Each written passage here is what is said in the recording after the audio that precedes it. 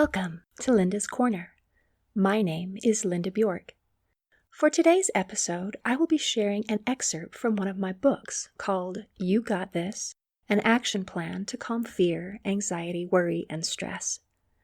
With all the disturbing current events we're facing, people all around the world are experiencing overwhelmingly high levels of stress right now. I feel strongly about the need to help empower people to be resilient and able to handle their problems. You Got This is a thoroughly researched, easy-to-read, well-designed action plan to calm feelings of fear, anxiety, worry, and stress, with a wide variety of proven cognitive behavioral therapy techniques that empower people to regain a sense of peace and control in their lives. You Got This will show you how to decrease stressors, increase coping skills, increase confidence, increase resilience, and find solutions to your problems. The book is available in paperback and ebook formats on Amazon.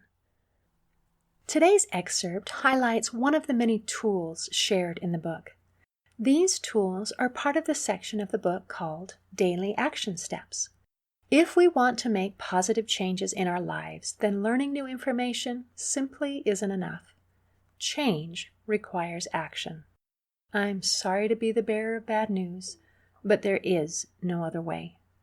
However, it doesn't have to be hard, overwhelming, or take a lot of time. Rather than expecting someone to completely overhaul their lives overnight, these action steps are broken down into small, bite-sized pieces that are simple and short, so that they can be completed by real people who are living real lives. It's going to be okay. You got this. Today, we're going to evaluate stressors that are perceived as threats to our self-worth and lovability.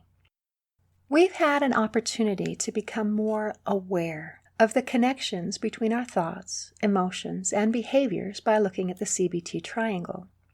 We've discussed cognitive distortions that may pop up in our automatic thoughts. We've done some journaling to dig deeper and become aware of our core beliefs that may fuel those dysfunctional automatic thoughts. We've looked into our own core beliefs about self-worth and lovability. Today, we're going to use a kind of downward arrow to dig a little bit deeper. It's interesting to note that according to cognitive behavioral scientists, if we keep digging deep enough, we nearly always come to the same basic questions. Am I lovable? Am I worthy of love and belonging? Am I good enough? Here's an example. Let's say Bob is stressed and upset about the way someone treated him, and it's eating at him and he just can't let it go. He's sharing his frustrations with his friend Tom, who helps him use a downward arrow to dig deeper and find the source of the problem.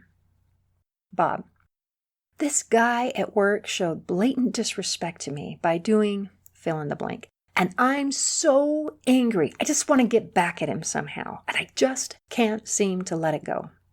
Tom: what makes you feel like you need to get back at him? Bob: there should be a consequence when someone does something wrong. That's justice. I can't let him get away with it. Tom: what does it mean to you if you let someone get away with disrespecting you?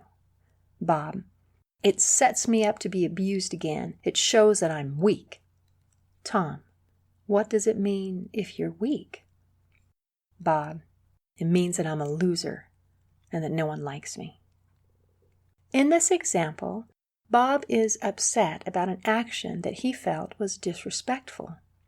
When you try to dig deeper, Bob is certain that his core beliefs about justice are what is driving him to want revenge, or at least a consequence of some kind for the person that offended him. He has very strong feelings about right and wrong, and he wants to see justice served. But if you dig even deeper, you find that Bob is trying to protect the very essence of himself. he is trying to protect his value, his worth, and his lovability. Recall from our earlier discussions that fear-based emotions are intended to keep us safe by heightening awareness and improving performance. They are part of a system designed to protect us from harm. We want to protect our physical bodies from harm. And we also want to protect the very essence of who we are, our value, our worth, and our likability or lovability.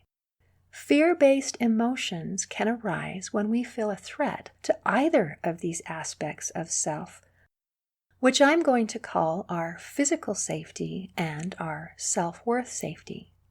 Think about a stressful event. List any thoughts and emotions related to that event. Then, evaluate whether you believe these thoughts and fear-based emotions are based on real or perceived threats to your physical safety or your self-worth safety. Looking at the 3 stories from the introduction, we can find several examples of this. In the story of Lewis flying up the canyon, obviously he felt fear because his physical safety was threatened.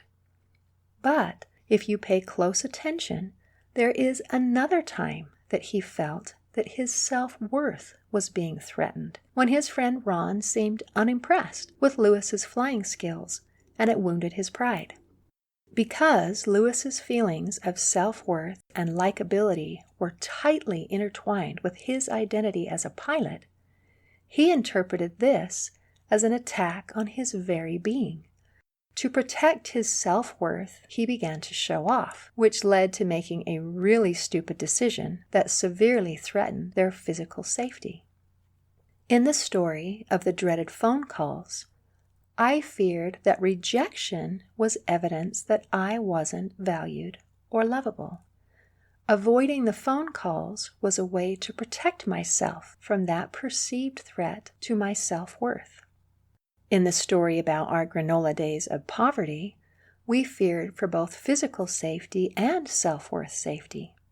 We feared about the ability to be able to take care of our physical needs, like food and a place to live.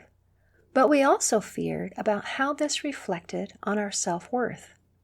Money and success are common methods we use to determine our self-worth, and we didn't have either. Comparing our situation to that of the neighbor, who happened to be a teenage mom on welfare, dropped our feelings of self-worth to an all-time low. Fear-based emotions of worry, stress, and anxiety can arise when we feel a threat to either our physical safety or our self-worth safety. We often try to protect our self-worth by avoiding situations where we might feel threatened. Or we may respond inappropriately when we feel that our self-worth is being threatened. But there is a better way. If we accept the truth that we have inherent worth and lovability, then it can reduce our fear-based feelings dramatically. Remember that fear-based emotions are intended to keep us safe by heightening awareness and improving performance. They are part of a system designed to protect us from harm. We want to protect our physical bodies from harm, and we also want to protect the very essence of who we are, our value, our worth, and our likability or lovability. Fear-based emotions can arise when we feel a threat to either of these aspects. If we come to realize that the value of a human soul is intrinsic, inherent, innate, inborn, natural, built-in, inseparable, permanent, indelible, ineradicable, integral, and fundamental, then we recognize that nothing can truly threaten our self-worth. Threats to our self-worth are actually perceived threats. While it's true that our reputation, our popularity, other people's opinions, and even our own perception of our value and lovability can change for the better or for the worse, nothing can actually diminish your built-in and very permanent inherent value. It is a part of you. You were born with inherent value, and you get to keep it. One of the reasons that I ask you to spend 2 minutes looking at and pondering about the I Am chart as part of each morning and evening routine is to reawaken your awareness that you have inherent worth and value. It comes from the inside. If we strengthen our belief in these basic truths, then our burdens become more manageable and life becomes happier. The action step for today is to evaluate the sources of threat for a particular event. What was the event? What were your emotions? What were your thoughts? If possible, try to include thoughts about self, about others, and about the world in general. Evaluate any emotions you may have experienced, like worry, stress, fear, or anxiety. Remember that fear-based emotions can arise when we feel a real or perceived threat to either our physical safety or our self-worth safety. Next to each emotion listed on the chart, write whether you think this was a threat to your physical safety or your self-worth safety. Evaluate any thoughts that you may have experienced, whether about yourself, others, or the world around you. Then, evaluate whether you think this was a threat to your physical safety or your self-worth safety. Something to think about. Would any of these emotions or thoughts be different if you had a firm and unshakable belief in your own inherent value? I hope you have enjoyed this excerpt from my book, You Got This, an action plan to calm fear, anxiety, worry, and stress. I feel strongly about the need to help empower people to be resilient and able to handle their problems, so I will continue sharing excerpts from the book in other episodes of Linda's Corner. In closing, I would like to share a quote from an official review from onlinebookclub.org.